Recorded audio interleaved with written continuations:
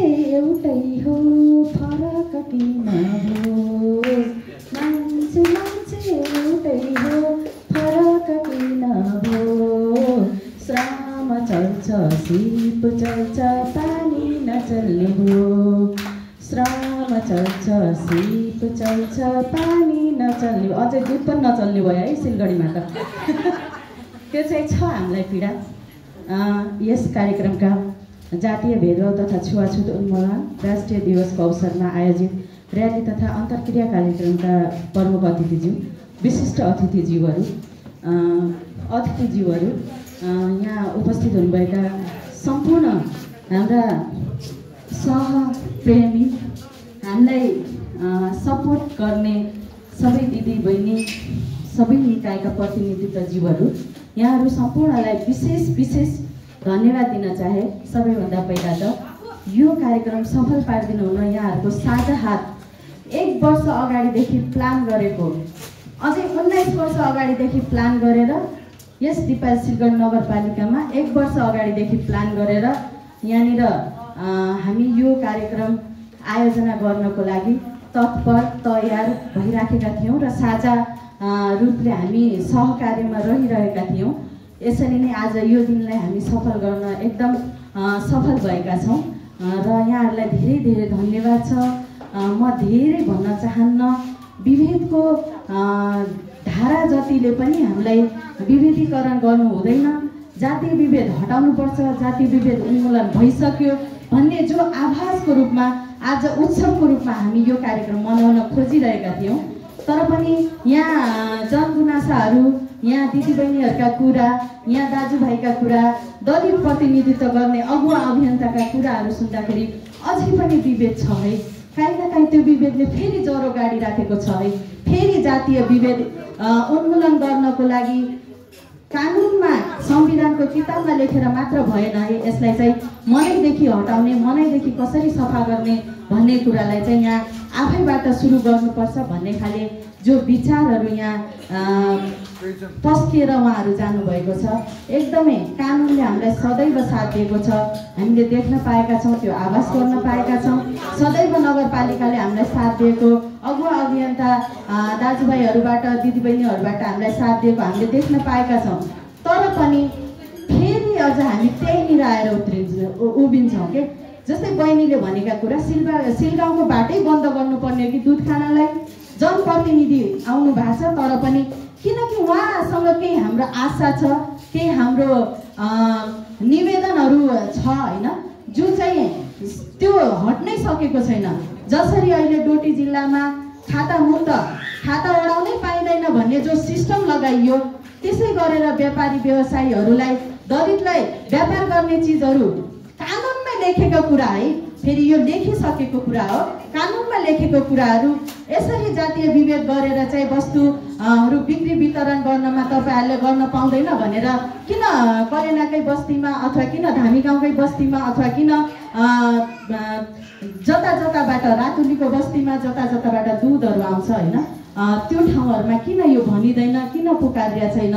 खाता बहिष्कार गर्न सजिलो भयो, तर जातीय विभेदका रूपमा हामीले हाम्रा सन्तानहरूलाई दुध खुवाउन पाएन, उसले मलाई दिएन भन्नु पर्दाखेरि चाहिँ उहाँहरूले चाहिँ हामीलाई तपाईँहरू भैँसी पाल्नुहोस् न, तपाईँहरू त भैँसी पाल्न सक्नुहुन्छ भन्ने जो हाम्रा कुराहरू हामीलाई सिकाइराख्नु भएको छ। एकदम राम्रो, आयोजन गर्नुपर्छ भन्ने सिकाइराख्नु भएको छ, एकदम राम्रो।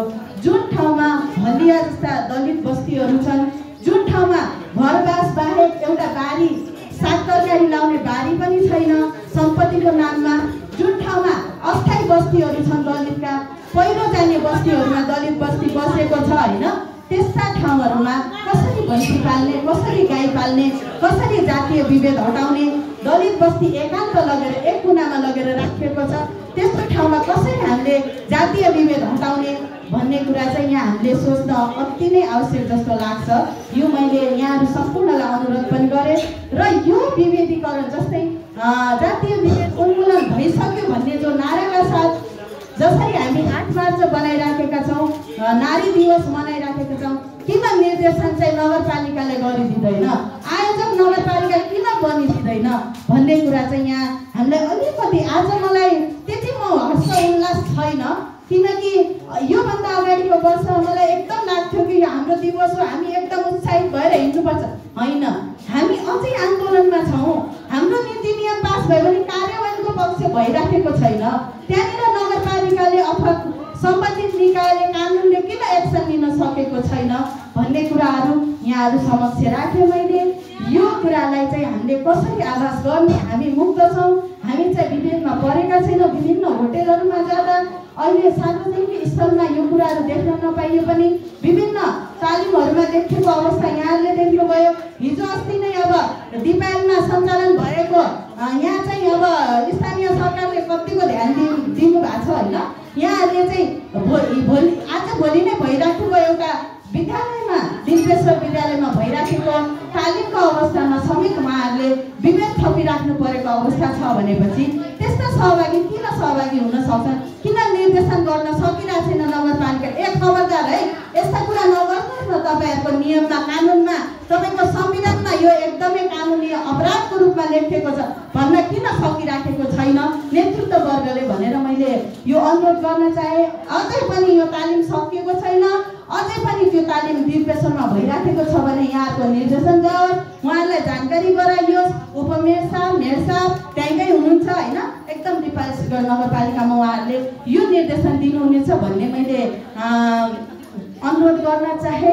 भन्दै यहाँहरूको अमूल्य समय हामीलाई दिनुभएकोमा, यहाँ आउनुभएको प्रत्येक प्रतिनिधित्व गर्ने अभियन्ता व्यक्तित्वहरूलाई धेरै धेरै धन्यवाद दिँदै यो विशेष गरेर हाम्रो सदरमुकामको टिम, हाम्रो जिल्लाको टिम, डोटीको टिम सधैँ हामीसँग हातेमालो गर्दै सँगसँगै हुनुहुन्छ। हामीले त्यो आवाज पनि गर्न पाएका छौँ हुनुहुन्छ भन्दै यहाँहरूको यो महत्त्वपूर्ण समयको लागि धन्यवाद दिँदै यहाँहरूको यो आजको कार्यक्रम, हाम्रो कार्यक्रम जहाँ चाहिँ एक्लै दलित होइन, यो जहिले पनि दलितले मात्रै मनाउने कार्यक्रम भएर आइराखेको छ।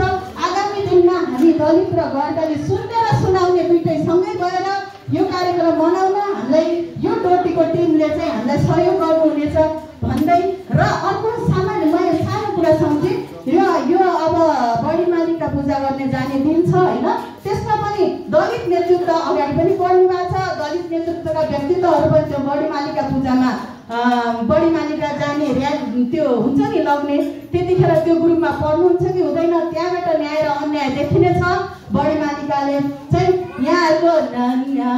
यहाँहरूले गरेको निर्णयमा हाम्रो दलित प्रतिनिधित्व त्यहाँ हुन्छ कि हुँदैन, किनकि सदैव हामीलाई त्यहाँबाट छुट्याइएको छ, सदैव त्यहाँबाट दलित प्रतिनिधित्व गर्न दिइएको छैन भन्ने बेलामा चाहिँ तपाईँ महिला हो अथवा तपाईँ चाहिँ यहाँ नजानुहोस्, फलानु नियुक्त भइसक्यो भनेर जो राज्यको पैसाले त्यहाँ जाने चलन छ, त्यो चलनमा दलित प्रतिनिधित्व पर्छ कि पर्दैन भनेर हामीले हेरिराखेको अवस्था हो। र त्यो निर्णयमा पनि हाम्रा अगुवा अभियन्ता दलित प्रतिनिधित्व भएका दिदीबहिनीहरू, दाजुभाइहरू परुन् भन्ने आशाका साथ र अनुरोधका साथ यो कार्यक्रम समापन भएको घोषणा गर्दछु, जानकारी गराउँछु। धन्यवाद।